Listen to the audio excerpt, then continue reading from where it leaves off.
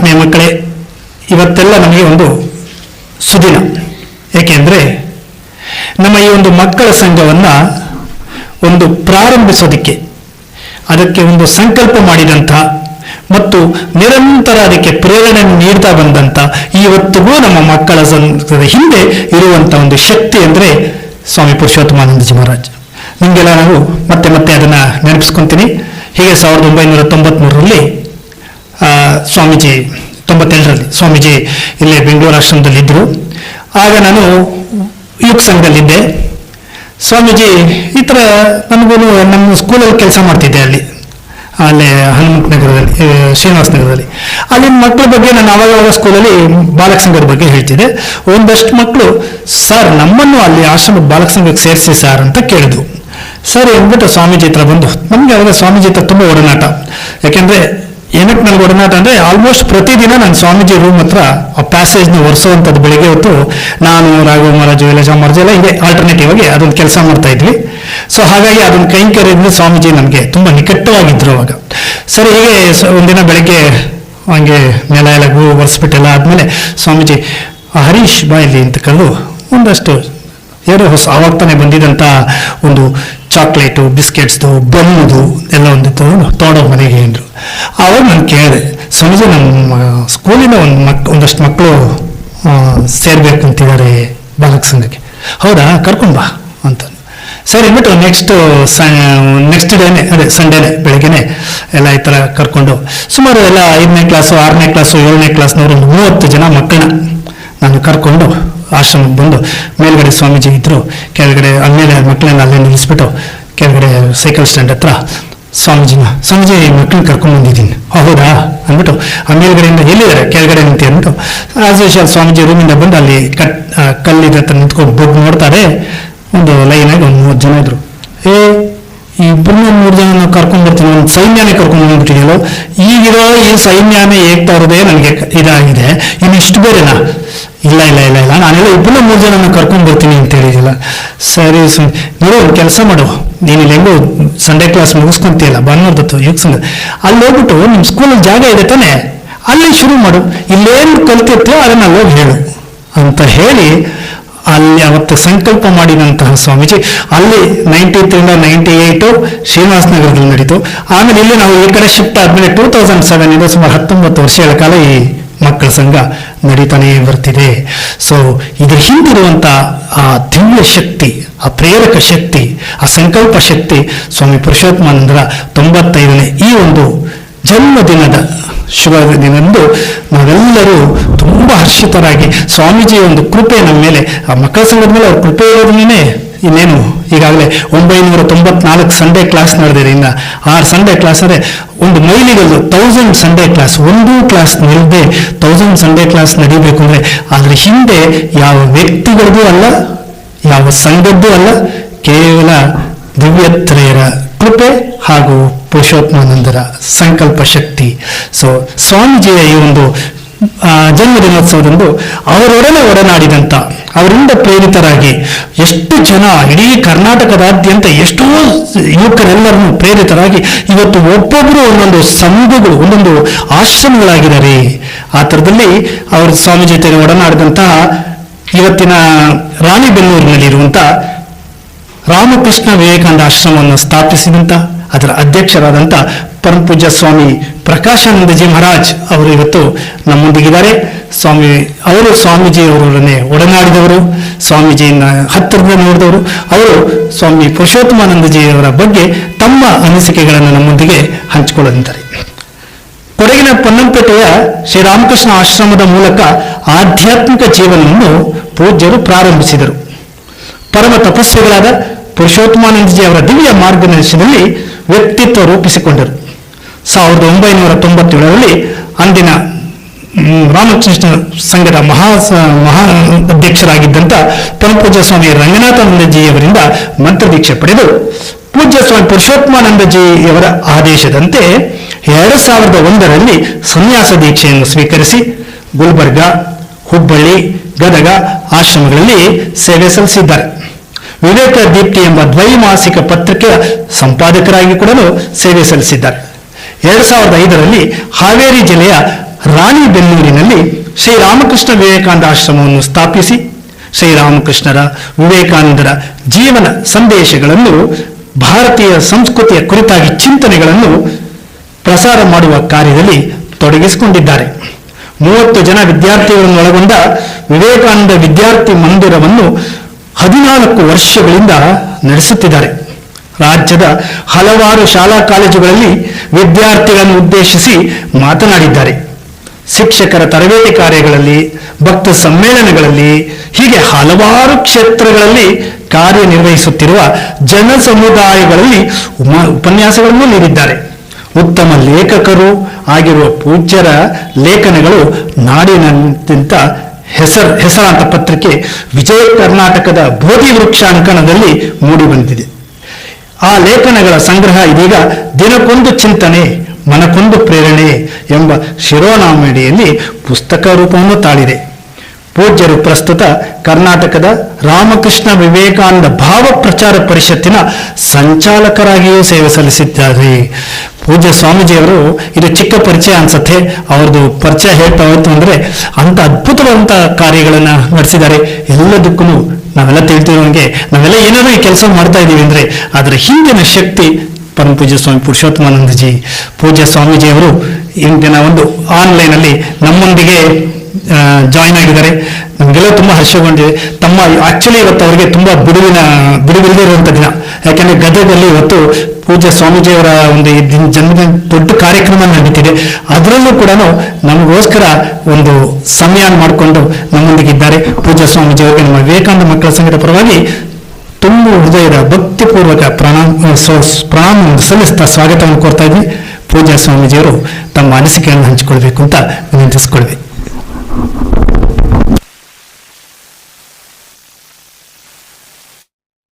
ದಿವ್ಯತ್ರಯರ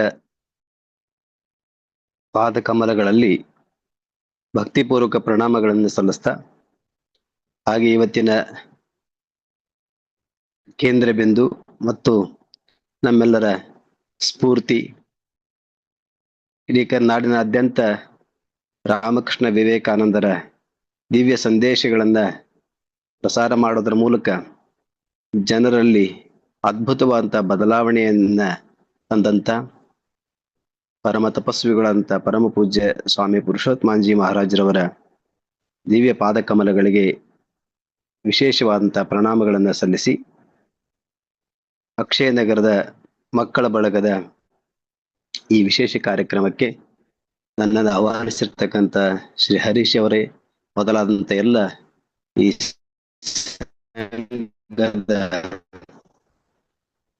ಕಾರ್ಯಕರ್ತರಿಗೆ ಮತ್ತು ಮಕ್ಕಳಿಗೆ ಪುರುಷೋತ್ತಮಾನಂದಜಿ ಜಯಂತಿಯ ವಿಶೇಷ ಶುಭಾಶಯಗಳನ್ನ ತಿಳಿಸ್ತೇನೆ. ಅಂದ್ರೆ ಒಂದು ಸ್ಫೂರ್ತಿಯ ಮೂರ್ತಿ ಅವರಿದ್ದಾರೆ ಅಂತಂತಂದ್ರೆ ಆ ಸಾನ್ನಿಧ್ಯದಲ್ಲಿ, ಆ ಒಂದು ವಾತಾವರಣದಲ್ಲಿ ಬರ್ತಕ್ಕಂಥ ಎಲ್ಲ ವ್ಯಕ್ತಿಗಳಿರ್ಬೋದು, ಬೇರೆ ಪ್ರಾಣಿ ಸಂಕುಲ ಇರಬಹುದು, ಎಲ್ಲವೂ ಕೂಡ ಅವರ ಒಂದು ವಿಶೇಷವಾದಂಥ ಪ್ರಭಾವಕ್ಕೆ ಒಳಗಾಗುವುದನ್ನ ನಾವು ನೋಡಿದ್ದೇವೆ ಮತ್ತು ಅನುಭವಿಸಿದ್ದೇವೆ. ಅದೇ ರೀತಿ ಶ್ರೀ ಹರೀಶ್ ಅವರು ಹೇಳಿದ ಹಾಗೆ ಅವರ ಕೃಪೆಯಿಂದ, ಅವರ ಸಂಕಲ್ಪದಿಂದ ಮತ್ತು ಅವರ ಪ್ರಭಾವದಿಂದ ಪ್ರೇರಿತರಾಗಿ ಈ ಮಕ್ಕಳ ಬಳಗವನ್ನ ಪ್ರಾರಂಭ ಮಾಡಿದರಂತ ಈ ಕೇಳಿದಾಗ ಬಹಳ ಸಂತೋಷ ಆಯ್ತು. ಹಾಗೆ ಅವರು ಕರ್ನಾಟಕದಾದ್ಯಂತ ಬೆಂಗಳೂರಿನಿಂದ ಬೀದರ್ವರೆಗೆ ಇರ್ತಕ್ಕಂಥ ಎಲ್ಲ ಜಿಲ್ಲೆಗಳಲ್ಲೂ ಸ್ವಾಮೀಜಿಯವರು ಸಂಚರಿಸಿ ಎಲ್ಲೆಲ್ಲಿ ಹೋಗ್ತಾರೆ ಅವರೇ ಹೇಳಿದ ಹಾಗೆ, ನಾನು ಎಲ್ಲೇ ಪಾದ ಇಟ್ಟರು ಕೂಡ ಅಲ್ಲಿ ಒಂದು ಆಶ್ರಮ ಆಗ್ಬೇಕು, ಇಲ್ಲ ಅಂದ್ರೆ ಒಬ್ಬ ವ್ಯಕ್ತಿ ಅಲ್ಲಿಂದ ಸನ್ಯಾಸಿಯಾಗಿ ಬರ್ಬೇಕು ಅಂತ ಹೀಗೆ ಸ್ವಾಮೀಜಿಯವರೇ ಹೇಳ್ತಾ ಇದ್ರು. ಆ ದೃಷ್ಟಿಯಿಂದ ನೋಡಿದಾಗ ಎಲ್ಲ ಕಡೆಯಲ್ಲೂ ಅವ್ರು ಎಲ್ಲೆಲ್ಲಿ ಪಾದ ಇಟ್ಟಿದ್ದಾರೋ, ಪಾದಸ್ಪರ್ಶ ಆಗಿದೆ ಅವ್ರದ್ದು, ಅಲ್ಲೆಲ್ಲ ಸಂಘ ಸಂಸ್ಥೆಗಳು ವಿವೇಕಾನಂದರ ದಿವ್ಯತ್ರ ಹೆಸರಿನಲ್ಲಿ, ಜೊತೆಗೆ ಅವೇ ಆಶ್ರಮಗಳಾಗಿ ಇವತ್ತು ಅದ್ಭುತವಂತ ಕಾರ್ಯಗಳನ್ನ ಮಾಡ್ತಾ ಇರೋದನ್ನ ನೋಡಿದರೆ ಸ್ವಾಮೀಜಿಯವರ ಹೇಳಿದ್ದು ಕೇವಲ ಬರೀ ಮಾತಲ್ಲ, ಅದು ಅವ್ರ ಪಾದ ಇಟ್ಟದ್ದು ಖಂಡಿತವಾಗಿ ಅಲ್ಲಿಂದ ಒಬ್ಬೊಬ್ಬರಲ್ಲ ಇಬ್ಬಿಬ್ಬರು ಸನ್ಯಾಸಿಗಳು ಮೂಡಿ ಬಂದಿದ್ದಾರೆ. ಜೊತೆಗೆ ಇಡೀ ಕರ್ನಾಟಕದಾದ್ಯಂತ ಇವತ್ತು ರಾಮಕೃಷ್ಣ ವಿವೇಕಾನಂದ ಭಾವ ಆಂದೋಲನ ಬಹಳ ಅತ್ಯಂತ ಯಶಸ್ವಿಯಾಗಿ ನಡೆಯುವುದಕ್ಕೆ ಪೂಜ್ಯರ ಸಂಕಲ್ಪವೇ ಕಾರಣ ಅಂತ ಅನ್ಸುತ್ತೆ. ಹಾಗೆ ಪೂಜ್ಯ ಪುರುಷೋತ್ತಮಾಂಜಿ ಅವರ ಜೊತೆಗೆ ನಾವು ಒಡನಾಡಿದಾಗ ಅವ್ರ ಜೊತೆಗೆ ಸುಮಾರು 5 ವರ್ಷಗಳ ಕಾಲ ಇರುವಂತಹ ಒಂದು ಪುಣ್ಯ ಅವಕಾಶ ನನಗೆ ಸಿಕ್ಕಿತ್ತು. 1996ರಿಂದ 2000 ಇಸ್ವಿಯವರೆಗೆ ಅವರು ಬೆಳಗಾಂ ಹೋಗುವವರೆಗೂ ಕೂಡ, ಬೆಳಗಾಂದಲ್ಲೂ ಕೂಡ ಸುತ್ತಿನ ಪ್ರಾರಂಭದಲ್ಲಿ ಪೂಜ್ಯ ಸ್ವಾಮೀಜಿಯವರ ಜೊತೆಗೆ ನಾನು ಇದ್ದೆ. ಅವರನ್ನ ನಾವು ಅನುಭವಿಸಿದಂತ, ಅವರನ್ನ ನೋಡಿದಂತ ಪ್ರತಿಯೊಂದು ಘಟನೆ, ಪ್ರತಿಯೊಂದು ವಿಚಾರ ನಮ್ಮ ಮನಸ್ಸಿನ ಮೇಲೆ ಅಗಾಧವಾದಂತ ಪರಿಣಾಮವನ್ನ ಬೀರಿದೆ. ಸ್ವಾಮೀಜಿಯವರು ಬಗ್ಗೆ ನಾನೊಂದು ಲೇಖನವನ್ನ ಬರೆದಿದ್ದೆ. ಆ ಲೇಖನದಲ್ಲಿ ಏನು ಮಾಡೋದಕ್ಕೆ ಹೋದ್ರೂ ಕೂಡ ಸ್ವಾಮೀಜಿಯವರೇ ನೆನಪಾಗ್ತಾರೆ ಅಂತ. ನಾವು ಕಸ ಗುಡಿಸೋದಕ್ಕೆ ಹೋದ್ರೆ, ಅಲ್ಲಿಂದ ಪ್ರಾರಂಭ ಮಾಡೋದಾದ್ರೆ, ಕಸ ಗುಡಿಸುವುದರಿಂದ ಆಧ್ಯಾತ್ಮಿಕ ಅತ್ಯುನ್ನತ ಸಾಧನೆ ಮಾಡುವ ವಿಷಯದವರೆಗೆ ಪರಮ ಪೂಜ್ಯ ಸ್ವಾಮೀಜಿಯವರೇ ಹಂತ ಹಂತದಲ್ಲೂ ಪ್ರತಿಯೊಂದು ಕ್ಷಣದಲ್ಲೂ ನೆನಪಾಗ್ತಾರೆ. ಹಾಗಾಗಿ ನಾವು ಬೆಳಗ್ಗೆ ಎದ್ದಾಗಿನಿಂದ ರಾತ್ರಿ ಮಲಗುವವರೆಗೂ ಕೂಡ ಅವರ ಸ್ಮರಣೆ ತನ್ನಿಂತಾನೇ ಗೊತ್ತಿಲ್ಲದೆ ನಮಗೆ ಬರುತ್ತೆ. ಕಸ ಗುಡಿಸೋದಕ್ಕೆ ಹೋದಾಗ ಅವಾಗೂ ಕೂಡ ಸ್ವಾಮೀಜಿಯವರೇ ನೆನಪಾಗ್ತಾರೆ. ಒಂದ್ಸಾರಿ ಪೊನ್ನಂಪೇಟಿನಲ್ಲಿ ನಾವೆಲ್ಲ ಬ್ರಹ್ಮಚಾರಿಗಳಿದ್ದೀವಿ. ಒಂದೊಂದು ಕೆಲಸ ಕಾರ್ಯಗಳಿಂದ ಒಂದಷ್ಟು ಬ್ರಹ್ಮಚಾರಿಗಳಿಗೆ ಹಂಚಿಕೊಟ್ಟಿದ್ರು. ಆಗ ತಾನೇ ಸೇರಿಕೊಂಡಿರ್ತಕ್ಕಂಥ ಒಬ್ಬ ಹುಡುಗ ಬ್ರಹ್ಮಚಾರಿ ಆಗೋದಕ್ಕೆ ಬಂದಂತವನು, ಅವನು ಅಲ್ಲಿ ಕಸ ಗುಡಿಸ್ತಾ ಇದ್ದ. ಅವನು ಎಷ್ಟೇ ಕಸ ಗುಡಿಸಿದ್ರು ಆ ಗಾಳಿಗೆ ಮತ್ತೆ ಅದು ವಾಪಸ್ ಬರ್ತಾ ಇತ್ತು. ಸ್ವಾಮೀಜಿಯವರು ಅದನ್ನ ಅವರ ಕೋಣೆ ಇತ್ತು, ಕೋಣೆಯ ಹೊರಗಡೆ ವರಾಂಡದಲ್ಲಿ ನಿಂತ್ಕೊಂಡು ನೋಡ್ತಾ ಇದ್ರು. ಆಮೇಲೆ ಬಂದು ಅವರೇ ಆ ಹುಡುಗನಿಗೆ ಹೇಳ್ಕೊಟ್ರು, ನೋಡು, ಗಾಳಿ ಈ ಕಡೆ ಬೀಸ್ತಾ ಇದೆ ಅಂತಂದ್ರೆ ನಾವು ಗಾಳಿ ಎದುರಾಗಿ ಗೂಡಿಸ್ಬಾರ್ದು, ಹೀಗೆ ಗೂಡಿಸ್ಬೇಕು ಅಂತ ಹೇಳಿ ತಾವೇ ಸ್ವತಃ ಪಂಚೆಯ ಮೇಲೆ ಕಟ್ಟಿ ಹೊರಕ್ಕೆ ಹಿಡ್ಕೋಬೇಕು ಹೇಗೆ ಮತ್ತು ಗೂಡಿಸ್ಬೇಕು ಹೇಗೆ ಅಂತ ಹೇಳಿ ನಮಗೆ ಆ ಬ್ರಹ್ಮಚಾರಿಗಳಿಗೆ ಹೇಳಿಕೊಟ್ಟದ್ದನ್ನ ನಾನು ದೂರದಿಂದ ನೋಡಿದೆ. ಅಲ್ಲಿಂದ ಇವತ್ತು ಯಾರಾದ್ರೂ ಕಸ ಗುಡಿಸ್ತಾ ಇದ್ರು, ಕಸ ಹೇಗೆ ಗೂಡಿಸ್ಬೇಕು ಅನ್ನೋದನ್ನ ಇಟ್ಕೊಂಡು ಸ್ವಾಮೀಜಿಯವರು ಅಲ್ಲಿಂದ ಮಾರ್ಗದರ್ಶನ, ಮತ್ತು ಆವಾಗಲೂ ಕೂಡ ಅವ್ರು ನೆನಪಾಗ್ತಾರೆ. ಹಾಗೆ ಪ್ರತಿ ಸಾರಿ ನಮಗೆ ಅಲ್ಲಿ ತರಗತಿಗಳನ್ನ ತೆಗೆದುಕೊಳ್ತಾ ಇದ್ರು ಸ್ವಾಮೀಜಿಯವರು. ಅವರ ಮುಖ್ಯವಾದಂತ ಮತ್ತು ಅವರ ಇಷ್ಟವಾದಂತ ಒಂದು ಕಾರ್ಯಚಟುವಟಿಕೆ ಯಾವುದು ಅಂತಂದ್ರೆ ಭಜನೆ. ಆ ಭಜನೆ ಬಗ್ಗೆ ಸ್ವಾಮೀಜಿಯವರು ಎಷ್ಟು ಭಾವಿಸಿದ್ರು, ಯಾವ ರೀತಿಯಲ್ಲಿ ಅದನ್ನ ಅವರು ತೆಗೆದುಕೊಂಡಿದ್ರು ಅನ್ನುವಂಥದ್ದನ್ನ ಗಮನಿಸಿದಾಗ, ಭಜನೆಯನ್ನ ಒಂದು ಸಾಧನೆಯನ್ನಾಗಿ, ಆಧ್ಯಾತ್ಮಿಕ ಸಾಧನೆಯನ್ನಾಗಿ ಮಾಡ್ಕೋಬೇಕು ಅಂತ ತೋರಿಸಿಕೊಟ್ಟವರೇ ಪೂಜ್ಯ ಪುರುಷೋತ್ತಮಾಂಜಿಯವರು. ಅಲ್ಲಿವರೆಗೂ ಈ ಬೇರೆ ಬೇರೆ ಆಕ್ಟಿವಿಟೀಸ್ ಜೊತೆಗೆ ಬೆಳಗ್ಗೆಯಿಂದ ಬೇರೆ ಬೇರೆ ಹೇಗೆ ಚಟುವಟಿಕೆಗಳಿರ್ತವೆ, ಅದೊಂದು ಭಜನೆ, ಸಂಜೆ ಹೊತ್ತು ಭಜನೆ ಮಾಡುವುದು ಒಂದು ಚಟುವಟಿಕೆ ಅಂತ ಆಗಿತ್ತು. ಆದ್ರೆ ಪೂಜ್ಯ ಪುರುಷೋತ್ತಮಾಂಜಿಯವರ ದೃಷ್ಟಿಯಲ್ಲಿ ಮತ್ತು ಅದನ್ನ ಭಾವಿಸಿ ಭಜನೆ ಮಾಡುದು, ಅವ್ರು ಮತ್ತೆ ಮತ್ತೆ ಹೇಳ್ತಾ ಇದ್ದಂತ ಒಂದು ಶಬ್ದ ಏನಂತಂದ್ರೆ ಭಾವಿಸ್ಬೇಕು, ಭಾವಿಸ್ಬೇಕು ಅಂತ. ಹಾಗೆ ಸ್ವಾಮೀಜಿಯವರು ಆ ಭಜನೆಯನ್ನ ಕೇವಲ ನೀವು ಹಾಡು ಹಾಡ್ತಾ ಇದ್ರೆ, ಅಥವಾ ಸಂಗೀತವೂ ಅಷ್ಟೇ, ಹಾಡು ಅಷ್ಟೇ, ಒಂದು ಹಾಡಾಗತ್ತೆ, ಆದ್ರೆ ಅದು ಭಜನೆ ಆಗಲ್ಲ ಅಂತ ಹೇಳ್ತಿದ್ರು. ಹಾಡಿಗೂ ಸಂಗೀತವನ್ನು ಸೇರಿಸಿಕೊಂಡು ಹಾಡ್ತಕ್ಕಂಥ ಹಾಡಕ್ಕೂ ಮತ್ತು ಭಜನೆಗೂ ಏನು ವ್ಯತ್ಯಾಸ ಇದೆ ಅಂತ ನಮಗೆ ಹೇಳ್ತಾ ಇದ್ರು. ಏನಂತಂದ್ರೆ, ಭಗವಂತನನ್ನ ಭಾವಿಸ್ತಾ ಹಾಡೋದಿದೆಯಲ್ಲ, ಅದು ಭಜನೆ ಆಗುತ್ತದೆ. ಯಾಕಂದ್ರೆ ಆ ಭಜನೆ ಅಂತಕ್ಕಂಥ ಶಬ್ದ ವ್ಯುತ್ಪತ್ತಿ ಆಗಿದ್ದೇ ಸಂಸ್ಕೃತದ ಭಜ್ ಅನ್ನುವ ಧಾತುವಿನಿಂದ ಅಂತ. ಭಜ್ ಅಂದ್ರೆ ಭಗವಂತನನ್ನ ಭಜಿಸುವುದು ಅಂತ. ಹಾಗಾಗಿ ಭಜನೆ ಬೇರೆ ಇಲ್ಲ ಮತ್ತು ಹಾಡುಗಾರಿಕೆ ಬೇರೆ ಅಂತ. ಬಹಳ ಜನ ಸಂಗೀತಗಾರ ಹಾಡ್ತಾರೆ, ಅದು ಹಾಡುಗಾರಿಕೆ, ಆದ್ರೆ ಅದು ಭಜನೆ ಆಗೋದಲ್ಲ ಅಂತ. ಭಜನೆ ಆಗ್ಬೇಕು ಅಂತಂದ್ರೆ ಅದು ಭಗವಂತನನ್ನೇ ಭಾವಿಸ್ತಾ ಹಾಡ್ಬೇಕು ಅಂತ.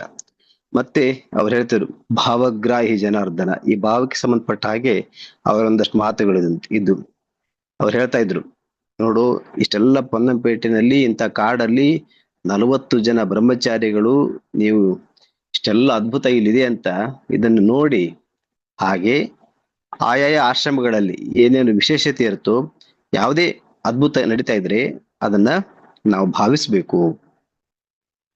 ಭಾವಿಸಿದರೆ ಅದ್ಭುತ, ಭಾವಿಸಲಾಗದಿದ್ದರೆ ಬರೀ ಭೂತ ಅಂತ ಹೇಳ್ತಿದ್ರು. ಭಾವಿಸಿದರೆ ಪ್ರತಿಯೊಂದು ಅದ್ಭುತ, ಭಾವಿಸಲಾಗದಿದ್ದರೆ ಬರೀ ಭೂತ ಅಂತ.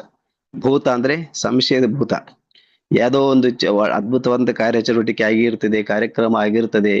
ಇದೆಲ್ಲ ನೋಡಿ ಇದರಲ್ಲಿ ಏನಿದೆ, ಇದ್ರಲ್ಲಿ ಏನು ಇದೇನು ಹೀಗೆ ಏನ್ ಆಗ್ತಾ ಇದೆ ಅಂತಂದ್ರೆ ಇದ್ರಲ್ಲಿ ಏನೋ ಲಾಭ ಇರಬೇಕು ಅಥವಾ ಇನ್ನೊಂದೇನೋ ಇದೆ ಅಂತ ಬೇರೆ ಬೇರೆ ರೀತಿಯ ಸಂಶಯ ನಮ್ಮಲ್ಲಿ ಬರ್ತದೆ. ಆ ಭೂತ, ಸಂಶಯದ ಭೂತ ನಮ್ಮಲ್ಲಿ ಬರುತ್ತೆ ಅಂತ ಅವರ ಅದ್ಭುತವಂತ ಈ ರಾಸಬದ್ಧವಾಗಿ ಮಾತನಾಡೋದು ಸ್ವಾಮೀಜಿಯವರು ಪ್ರತಿಯೊಂದು ಪಂಚಿಂಗ್ ಡೈಲಾಗ್ಸ್ ಅವಲ್ಲ.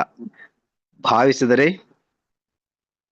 ಅದ್ಭುತ, ಭಾವಿಸಲಾಗದಿದ್ದರೆ ಬರೀ ಭೂತ ಅಂತ.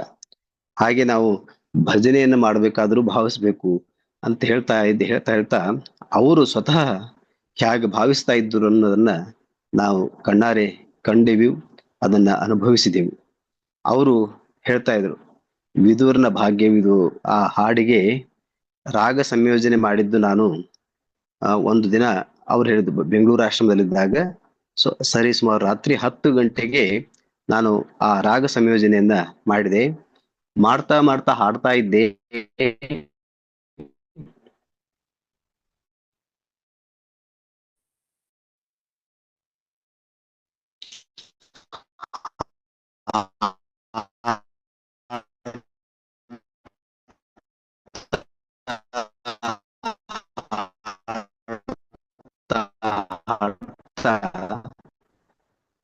ಸುಮಾರು 2 ಗಂಟೆ ಒಂದೇ ಹಾಡನ್ನ ಮತ್ತೆ ಮತ್ತೆ ಪುನರಪಿ ಮತ್ತೆ ಮತ್ತೆ ಹಾಡಿದೆ.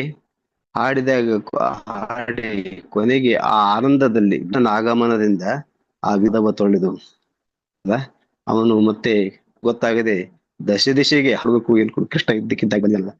ಭಾವಿಸ್ತಾ ನಾನು ಮತ್ತೆ ಮತ್ತೆ ರಾತ್ರಿ 12 ಗಂಟೆ. ಆಮೇಲೆ ಆ ಭಾವದಿಂದ ಅವರಲ್ಲ ಆ ವಿದುರನ ಕಣ್ಣಲ್ಲಿ ಹೇಗೆ ನೀರು ಬಂತು, ಅವನು ಅಲ್ಲಿ ಕೃಷ್ಣನ ಪಾದವನ್ನು ತನ್ನ ಕಣ್ಣಿನ ನೀರಿನಿಂದನೇ ತೊಳೆದ್ನು. ಹಾಗೆ ಪುರುಷೋತ್ತಮಜಿ ಹೇಳ್ತಾ ಇದ್ರು, ನನ್ನ ಕಣ್ಣಲ್ಲಿ ಬಂದದ್ನ ಧಾರಾಕಾರ ನೀರು ಹರಿದು ಗೊತ್ತೇ ಆಗ್ಲಿಲ್ಲ, ನನ್ನ ಬನಿಯಲ್ಲೆಲ್ಲ ಒದ್ದೆ ಆಗಿ ಹೋಗಿತ್ತು ಅಂತ. ಎದೆಯಲ್ಲಿ ಆ ಕಣ್ಣೀರು ಹರಿದು ಆನಂದ ಬಾಷ್ಪ. ಹಾಗೆ ಭಾವಿಸಬೇಕು ಅಂತ ಸ್ವಾಮೀಜಿ ಅವರು ಹೇಳ್ತಾ ಇದ್ರು. ಹಾಗೆ ಈ ಪ್ರತಿಯೊಂದು ಕ್ರಿಯೆ ಹಿಂದೆ ಈ ಭಾವ ಅನ್ನೋದಿದೆಯಲ್ಲ, ಅದು ಬಹಳ ಅದ್ಭುತವಾದಂತದ್ದು ಸಾಧನೆ. ಇದನ್ನ ನಾವೇನಾದ್ರೂ ಕಾರ್ಯದ ಹಿಂದಾಗ್ಲಿ ಭಜನೆ ಹಿಂದಾಗ್ಲಿ ಪ್ರತಿಯೊಂದು ಹಿನ್ನೆಲೆಯಲ್ಲಿ ಈ ಭಾವ ಇದ್ರೆ ಅದು ಪ್ರತಿಯೊಂದು ಕಾರ್ಯ ಆಧ್ಯಾತ್ಮಿಕ ಸಾಧನೆ ಆಗತ್ತೆ ಅಂತ ಅವ್ರು ಹೇಳ್ತಿದ್ರು. ಪ್ರತಿಯೊಂದು ಕಾರ್ಯವೂ ಅವಾಗ ಪೂಜೆ ಆಗತ್ತೆ ಯಾವಾಗ ಅದನ್ನ ಪೂಜೆ ಅಂತ ಭಾವಿಸಿದಾಗ. ಇಲ್ಲ ಅಂತಂದ್ರೆ ಪೂಜೆಯೂ ಕೂಡ ಒಂದು ಕೆಲಸ ಅಂತ ಆಗತ್ತೆ ಅಂತ. ಬಹಳ ಜನ ಕೇಳ್ತಾ ಇರ್ತೇವೆ, ಏನ್ ಮಾಡ್ತೀರಾ ಅಂತ ಕೇಳಿದಾಗ ಅವ್ರು ಹೇಳ್ತಿರ್ತಾರೆ, ನಿಮ್ದೇನ್ ಕೆಲಸ, ನಿಮ್ದು ಯಾವ ಡಿಪಾರ್ಟ್ಮೆಂಟ್ ಅಂದ್ರೆ ಪೂಜೆ ಕೆಲಸ ಅಂತ.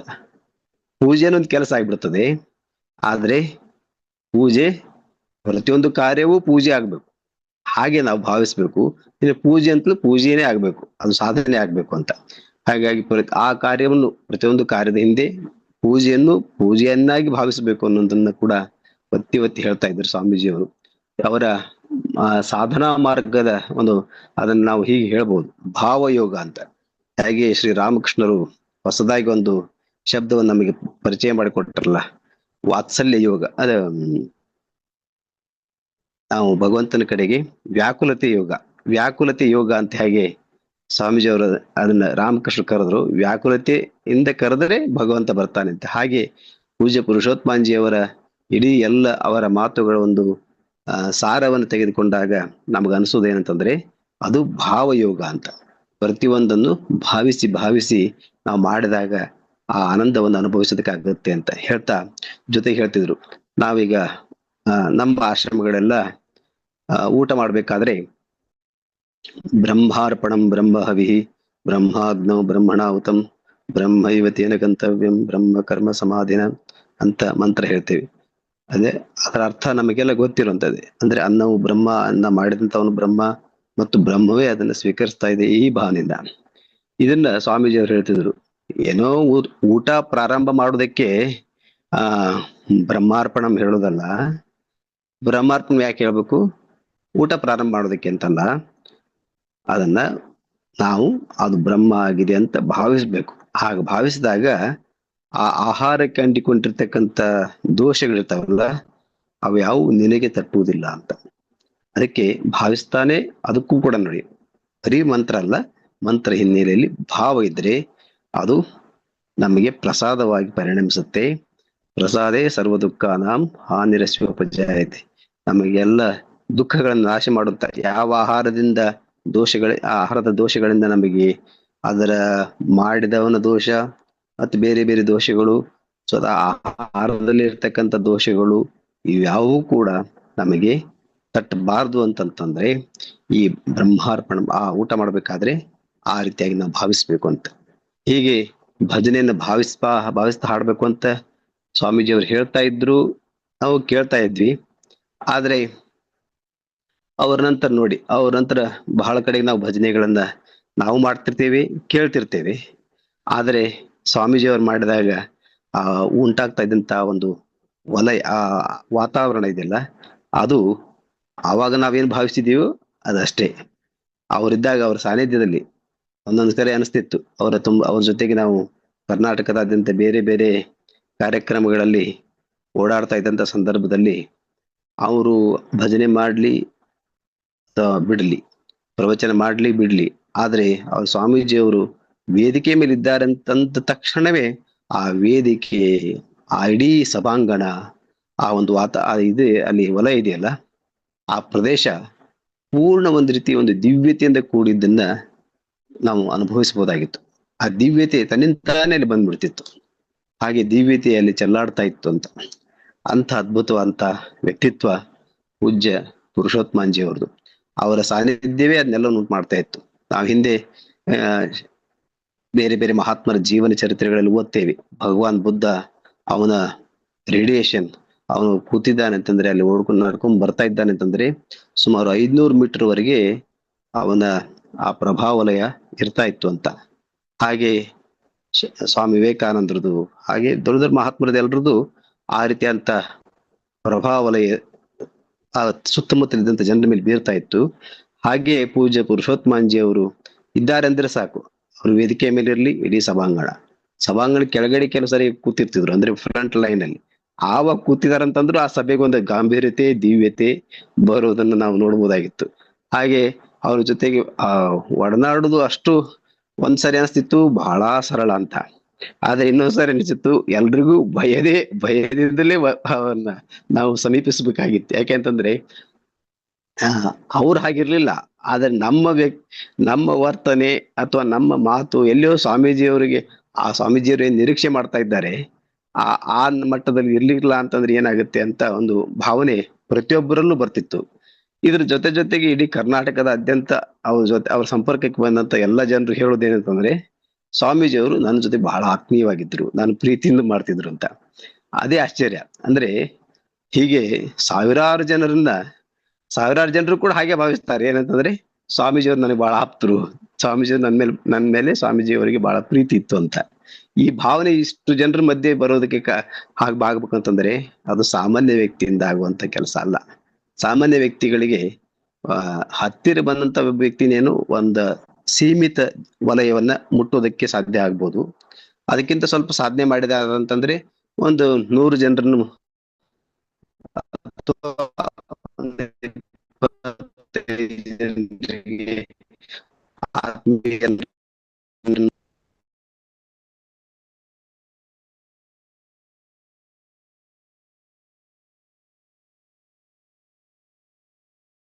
ಆತ್ಮೀಯದಿಂದ ನೋಡ್ಕೋತಾರೆ ಅಂತಂದ್ರೆ ಅದೊಂದು ದೊಡ್ಡ ಪವಾಡಲ್ಲದೆ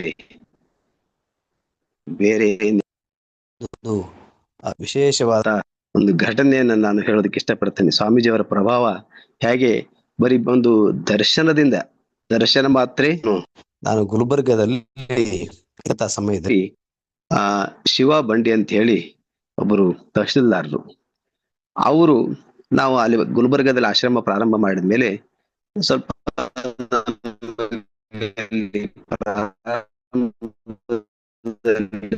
ತುಂಬಾ ಅನಾನುಕೂಲತೆ ಇತ್ತು.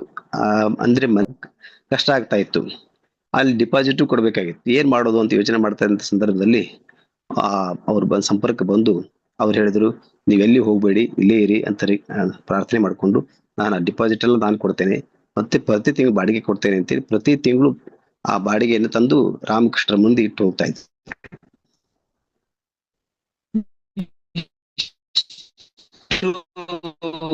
ಪರಿವರ್ತನೆ ಇವ್ರಿಗೆ ಇದ್ದಕ್ಕಿದ್ದ ಹೇಗೆ ಸಾಧ್ಯ ಆಯ್ತು ಅಂತ ಅವ್ರನ್ನ ಮಾತಾಡದ ಕೇಳಿದಾಗ ಅವ್ರು ಹೇಳಿದ್ರು, ನಾನು ಬೆಂಗಳೂರಿಗೆ ಆ ತಾಲೂಕು ಅಂತ ಅಲ್ಲಿ, ಆದ್ರೆ ಅಂತ ಸಮಯದಲ್ಲಿ ಹೆಸರು ಕೇಳಿಲ್ಲ, ನೀವ್ ಎಲ್ಲಿಯವ್ರು ಅಂತಂದು ವೆರಿ ನೈಸ್ ಅಂತ ಸ್ವಾಮೀಜಿಯವ್ರ ಸ್ಟೈಲ್ ಇದೆಯಲ್ಲ, ಹಾಗೆ ಹೇಳಿದ್ದಕ್ಕಷ್ಟೇ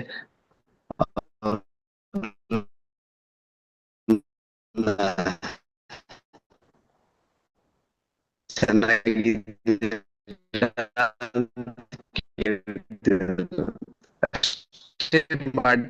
ಮಾತಾಡಲಿಕ್ಕೆ ಅಂತ ಆದಂತ ಅದ್ಭುತ ಪರಿಣಾಮ ದಿವ್ಯತ್ರದ ಸಹಾಯ ಆಗುವಂತ ಹೇಳಿದ್ರು ನೋಡಿ, ಪರಿಣಾಮವನ್ನು ಬೀರಿದ್ರು. ಆ ಪ್ರಭಾವ ನಮಗೆ ಅಂತ ದಿವ್ಯತ್ತರ ಕೆಲಸಕ್ಕೆ ಅಲ್ಲಿ ಸಹಾಯಕ್ಕೆ ಬಂತು. ಹೀಗೆ ಇದನ್ನು ನಾವು ಕರ್ನಾಟಕದಾದ್ಯಂತ ಎಲ್ಲ ಕಡೆಗೂ ಅವರ ಸಾನ್ನಿಧ್ಯವನ್ನು ಅನುಭವಿಸಿದಂತ, ಅವರ ದರ್ಶನದಿಂದ ಮಾತಿನಿಂದ ಪರಿವರ್ತನೆಗೊಂಡಿರ್ತಕ್ಕಂಥ ನೂರಾರು ಜನರನ್ನ ನೋಡಿದ್ದೇವೆ, ಅದನ್ನ ಆನಂದಿಸಿದ್ದೇವೆ. ಹೀಗೆ ಸ್ವಾಮೀಜಿಯವರ ಜೀವನ ಅಂತಂದ್ರೆ ಅದೊಂದು ಸ್ಫೂರ್ತಿ. ನನಗೆ ಅನಿಸ್ತಾ ಇತ್ತು, ಇಷ್ಟು ವರ್ಷಗಳ ಕಾಲ ಆ ಒಂದು ಸುಮಾರು 33 ವರ್ಷ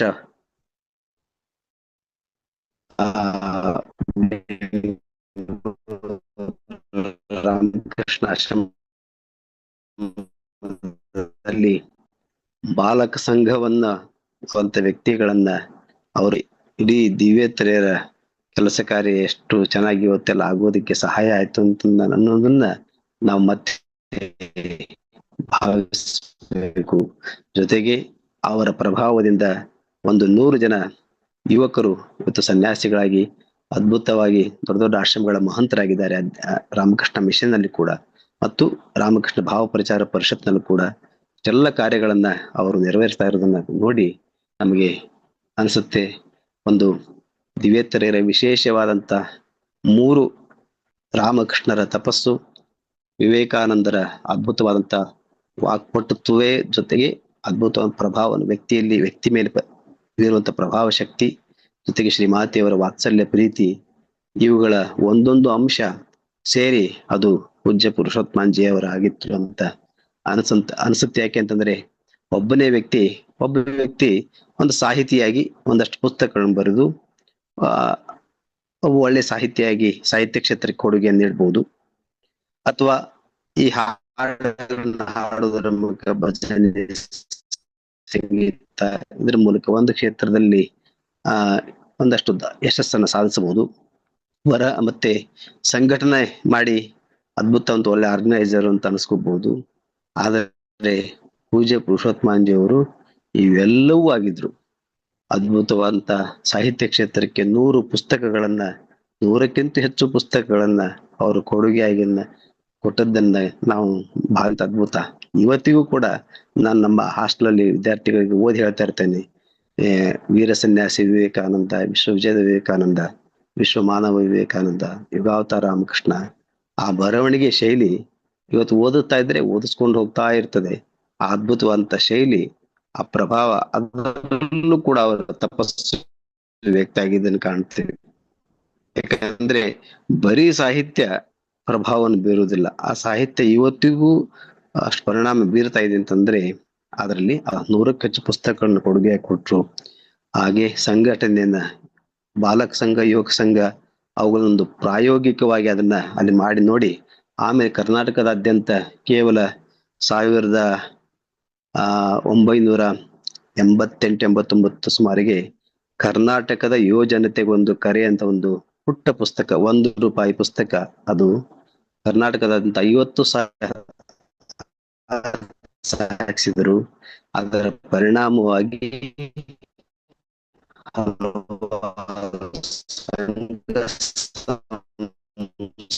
ಸಂಸ್ಥೆಗಳು ಹುಟ್ಕೊಂಡು ಯುವಕರು ಸಂಘಟಿತರಾದರು. ಎಲ್ಲಿ ಯಾವ ಆಯಾ ಪ್ರದೇಶಗಳಲ್ಲಿ ಪ್ರಭಾವದ ಮಧ್ಯೆ ದಿವ್ಯತ್ರೆಯರನ್ನು ಬೆಳೆಸುವುದಷ್ಟು ಸುಲಭವಾಗಿರ್ಲಿಲ್ಲ. ಆದ್ರೆ ಪೂಜ್ಯ ಪುರುಷೋತ್ತಮಾಂಜಿಯವರ ಸಂಕಲ್ಪದಿಂದ ಯುವಕರು ಸಂಘಗಳೇ ಇವತ್ತು ಆಶ್ರಮಗಳಾದವು, ಅದ್ಭುತವಂತ ಕಾರ್ಯವನ್ನು ಮಾಡ್ತಾ ಇರೋದು ನೋಡಿದಾಗ ಅದ್ಭುತ ಸಂಘಟನೆ. ಹಾಗೆ ಅಲ್ಲೇ ಕೂತ್ಕೊಂಡು ಕೂಡ ಬೆಂಗಳೂರಿನಲ್ಲೂ ಪೊನ್ನಂಪೇಟೆಯಲ್ಲಿ ಕೂತ್ಕೊಂಡು ಇಡೀ ಅಲ್ಲಿ ಆಗು ಹೋಗುಗಳ ಬಗ್ಗೆ ಅವ್ರ ಜೊತೆಗೆ ನಿರಂತರ ಸಂಪರ್ಕ. ಸ್ವಾಮೀಜಿ ಅವ್ರದ್ದು ಏನು ಸ್ವಭಾವ ಅಂತಂದ್ರೆ, ನಾವೆಲ್ಲ ಅನ್ಕೋತೇವೆ ಯಾವ್ದಾರ ಒಬ್ಬ ವ್ಯಕ್ತಿ ನಮ್ಮ ಜೊತೆಗೆ ಸಂಪರ್ಕಕ್ಕೆ ಬಂದ ಅಂತಂದ್ರೆ ಅವನೇ ಮಾತಾಡಿ ಬೇಕಂದ್ರೆ ಕೇಳಿ ಹೇಳಿ. ಸಾಮಾನ್ಯ ಯುವಕ ಅವನೇನಾದ್ರೂ ಕಾಂಟ್ಯಾಕ್ಟ್ ಫೋನ್ ನಂಬರ್ ಇದ್ರೆ ಅವರೇ ಫೋನ್ ಮಾಡಿ ವಿಚಾರಿಸ್ಕೋತಾ ಇದ್ರು. ಅಂದ್ರೆ ತನ್ಮೂಲಕ ಅವರಿಗೆ ಹತ್ತಿರ ಆಗ್ತಿದ್ರು. ಅವರ ಉದ್ದೇಶ ಈ ದಿವ್ಯತ್ರೆಯರ ಕಾರ್ಯವನ್ನ ಇನ್ನು ಹೆಚ್ಚಾಗಿ ಮಾಡೋದಕ್ಕೆ ಈ ವ್ಯಕ್ತಿಯಿಂದ ಒಂದಷ್ಟು ಆಗುತ್ತೆ ಅಂತ ಅವ್ರಿಗೇನೋ ಒಂದು ಅನ್ಕೋತಿದ್ರನ್ನ ಕಾಣ್ತದೆ. ಹಾಗಾಗಿ ಬಹಳ ಜನರಿಗೆ ಅವರಾಗಿ ಮಾತಾಡಿಸಿ ಆ ಸ್ಫೂರ್ತಿಯನ್ನು ತುಂಬಿ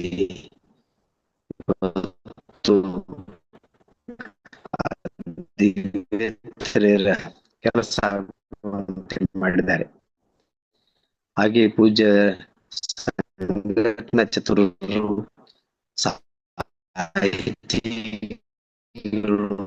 ಸಾಹಿತ್ಯ ಕ್ಷೇತ್ರಕ್ಕೆ, ಸಂಗೀತ ಅಂದ್ರೆ ಭಜನೆಗೆ ಅದ್ಭುತವಂತ ಕೊಡುಗೆ. ನೂರಾರು ಹಾಡಸರಿ ನಾನು ಹೇಳ್ತಾ ಇರ್ತೇನೆ, ಗೀತೆಯನ್ನು ಕುವೆಂಪು ಅವರು ಬಹಳ ಅದ್ಭುತವಾಗಿ ಇಲ್ಲ ಅದ್ಭುತ ಅದೇ, ಆದ್ರೆ ಅವ್ರ ಗೊತ್ತೇ ಇರಲಿಲ್ಲ. ಇವತ್ತು ಆ ಹಾಡನ್ನ ಹಾಡುವುದರಿಂದ ಅನುವಾದ ಮಾಡಿದಂತ ಕುವೆಂಪು ಅವರಿಗೆ ಅದರ ಶ್ರೇಯಸ್ಸು ಹೇಗೆ ಸಲ್ಲುತ್ತೋ ಅಷ್ಟೇ ಶ್ರೇಯಸ್ಸು ಪೂಜ್ಯ ಪುರುಷೋತ್ತಮಾಂಜಿ ಅವರಿಗೆ ಸಲ್ಲಲೇಬೇಕು. ಯಾಕೆ ಅಂತಂದ್ರೆ ಅವರು ಅದಕ್ಕೆ ರಾಗ ಸಂಯೋಜನೆ ಅದ್ಭುತವಾದ ಆ ಭಾವಕ್ಕೆ ತಕ್ಕ ಹಾಗೆ ರಾಗವನ್ನು ಹಾಕಿದಾರಲ್ಲ, ಅದು ಫೇಮಸ್ ಆಗಿದೆ. ಹಾಗೆ ನಾನೊಂದ್ಸರಿ ರಾಷ್ಟ್ರಕವಿ GS ಶಿವರುದ್ರಪ್ಪ ಅವ್ರ ಹತ್ತಿರ ಅವ್ರು ಪೊನ್ನಂಪೇಟೆಗೆ ಬಂದಿದ್ರು. ಸ್ವಾಮೀಜಿಯವರು ಅವರನ್ನ ನೋಡ್ಕೊಳ್ಳೋ ಜವಾಬ್ದಾರಿಯನ್ನು ನನಗೆ ಕೊಟ್ಟಿದ್ರು. ಅವಾಗ ಅವ್ರು ಹೇಳ್ತಾ ಇದ್ರು, ನಾನು ಬಹಳ ಒಳ್ಳೆ ಹಾಡುಗಳನ್ನ ಬರೆದಿದ್ದೀರಿ ಮತ್ತು ವಚನವಿದ ಹಾಡುಗಳನ್ನ ಟ್ರಾನ್ಸ್ಲೇಟ್ ಮಾಡಿದ್ದೀರಿ ಅಂತ ಹೇಳಿದಾಗ, ನಾನೇನು ಮಾಡಿದೆ ಆದ್ರೆ ಎಲ್ರಿಗೂ ತಲುಪ್ತಾ ಇದೆ ಅಂತ ಕಾರಣ ಇಡೀ ನಾಡಿನಾದ್ಯಂತ ಅದರ ಹಾಡ್ತಾ ಇದ್ದಾರೆ ಅಂತ ಅನ್ನೋದಕ್ಕೆ ಕಾರಣ ಯಾರು ಅಂತಂದ್ರೆ ಅದರ ಶ್ರೇಯಸ್ಸು ಪುರುಷೋತ್ತಮಾಂಜಿಯವರಿಗೆ ಸಲ್ಲಬೇಕು ಅಂತ ಅವರು ಹೇಳಿದ್ದನ್ನು ಕೇಳಿದ್ದೇನೆ. ಹಾಗೆ ಸ್ವಾಮಿ ಶಾಸ್ತ್ರಾನಂದಜಿ ಅವರು ತುಂಬಾ ಅದ್ಭುತ ಹಾಡುಗಳನ್ನು ಹಾಡಿದ್ದಾರೆ, ಬರೆದಿದ್ದಾರೆ. ಅವರ ಸಾಹಿತ್ಯ ಅತ್ಯಂತ ಶ್ರೀಮಂತ ಸಾಹಿತ್ಯ. ಅದನ್ನ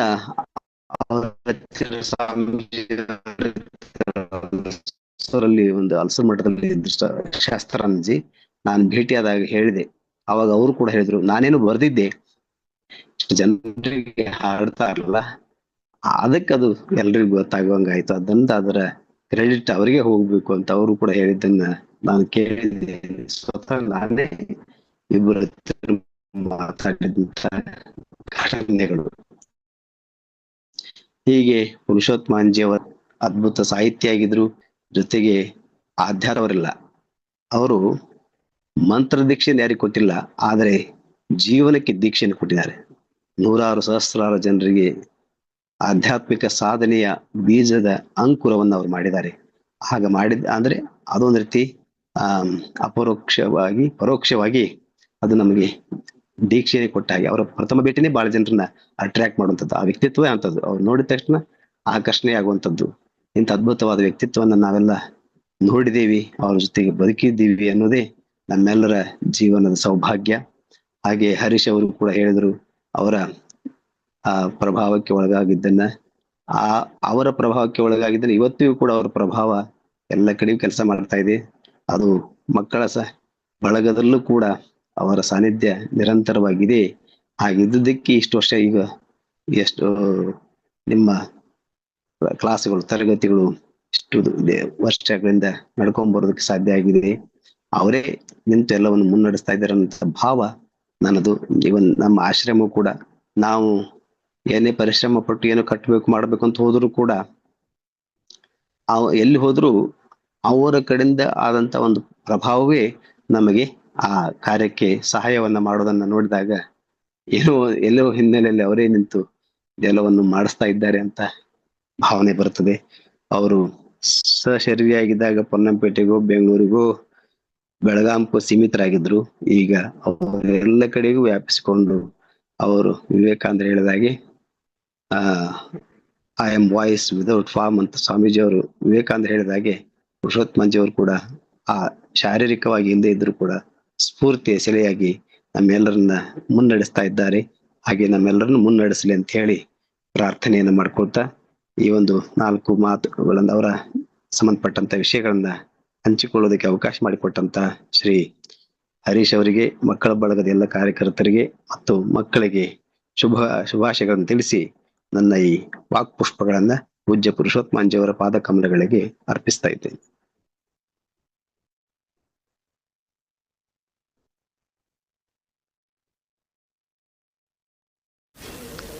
ಜಯರಾಮಕೃಷ್ಣ ಸ್ವಾಮೀಜಿ ತುಂಬಾ ನಾವೆಲ್ಲ ಭಾವವಶರಾಗ್ಬಿಟ್ಟಿದ್ವಿ. ಸ್ವಾಮೀಜಿ ವಿಚಾರ ಕೇಳ್ತಾ ಇತ್ತು ಅಂತಂದ್ರೆ ಅವ್ರ ಜೊತೆ ಒಡನಾಡಿದವ್ರಿಗೂ ಕೂಡ ಆಗುತ್ತೆ. ಜೊತೆಗೆ ಸ್ವಾಮೀಜಿನ ಅಧ್ಯಯನ ಮಾಡಿರುವಂತವ್ರು, ಈಗ ಎಷ್ಟೋ ಜನ ನಮ್ಗೆ ಸಿಗ್ತಾರೆ ಯುವಕರು, ಸ್ವಾಮೀಜಿ ನೋಡಿಲ್ಲ, ಬಟ್ ಅವರ ಹಾಡುಗಳು ಕೇಳ್ತಾ ಅವರ ಒಂದು ಪುಸ್ತಕ ಓದ್ತಾ ಸ್ವಾಮೀಜಿ ಹೇಗಿದ್ರು ಅನ್ನೋದನ್ನೇ ಅವರು ಇವತ್ತು ನಮ್ಮನ್ನೆಲ್ಲ ನೋಡಿದ್ರೆ ನೀವು ಪುರುಷೋತ್ತಮ ನೋಡಿದ್ದೀರಾ, ಧನ್ಯರು ಅನ್ನೋ ಮಟ್ಟಕ್ಕೆ ನಾವೆಲ್ಲ ನಿಜವಾಗ್ಲೂ ನಿಮ್ಮ ಜನ್ಮ ಸಾರ್ಥಕ ಅನ್ಸುತ್ತೆ. ಸ್ವಾಮೀಜಿಯವರು ತುಂಬಾ ಅದ್ಭುತವಾದಂತಹ ಒಂದು ಪುರುಷೋತ್ತಮರ ಒಂದು ಒಡನಾಟವನ್ನು ನಮ್ಗೆ ಹಂಚಿಕೊಂಡಿದ್ದಾರೆ. ನಮ್ಗೆಲ್ಲರಿಗೂ ಸ್ಫೂರ್ತಿ ಆಗುತ್ತೆ. ಪೂಜ್ಯ ಸ್ವಾಮೀಜಿಯವರಿಗೆ ನಮ್ಮ ವಿವೇಕಾನಂದ ಮಕ್ಕಳ ಸಂಘದ ಎಲ್ಲ ಸದಸ್ಯರ ಪರವಾಗಿ ಭಕ್ತಿಪೂರ್ವಕ ವಂದನೆಗಳನ್ನ ಸಲ್ಲಿಸ್ತಾ ಇದ್ದೀನಿ. ಹಾಗೆ ಈ ಸಂದರ್ಭದಲ್ಲಿ ಸ್ವಾಮೀಜಿ ಹೇಳುವಾಗೇನೆ ಒಂದು ಘಟನೆ, ಅಂದ್ರೆ ಸ್ವಾಮೀಜಿ ಹೇಗೆ ಪರ್ಫೆಕ್ಷನ್ ಇದ್ರು, ಎಲ್ಲದರಲ್ಲೂ ಪರ್ಫೆಕ್ಷನ್ ಕಾಣ್ತಾ ಇದ್ರು ಅನ್ನೋದಕ್ಕೆ ಒಮ್ಮೆ ನಾನು ಸ್ವಾಮೀಜಿ ಹತ್ರ ಹೋಗಿದ್ದೆ, ನಮಸ್ಕಾರ ಮಾಡ್ತಾ ಇದ್ದೆ. ಅಷ್ಟೊಂದು ಯಾರೋ ಒಬ್ರು ಫ್ಯಾಮಿಲಿ ಬಂದ್ರು ವಿತ್ ಮಕ್ಕಳು. ಸ್ವಾಮೀಜಿ ಅಲ್ಲೇ ಇದೆ, ಹರೀಶ್ ಮೇಲೋಗಿ ಚಾಕ್ಲೇಟ್ ತುಂಬ ಅಂತಂದ್ರು. ನಾನು ಆ ಫ್ಯಾಮಿಲಿ ನೋಡ್ತಾ ಇದ್ದೆ, ಯಾರೋ ಬರ್ತಿದಾರಲ್ಲ, ಸ್ವಾಮೀಜಿ ಏನಾದ್ರು, ನಾನು ಆ ಕಡೆ ಅಷ್ಟು ಸ್ವಾಮೀಜಿ ವಾಯ್ಸ್ ಕಡೆ ಗಮನ ಕೊಡ್ಲಿಲ್ಲ. ನಾನು ಅಂದ್ಬಿಟ್ಟೆ.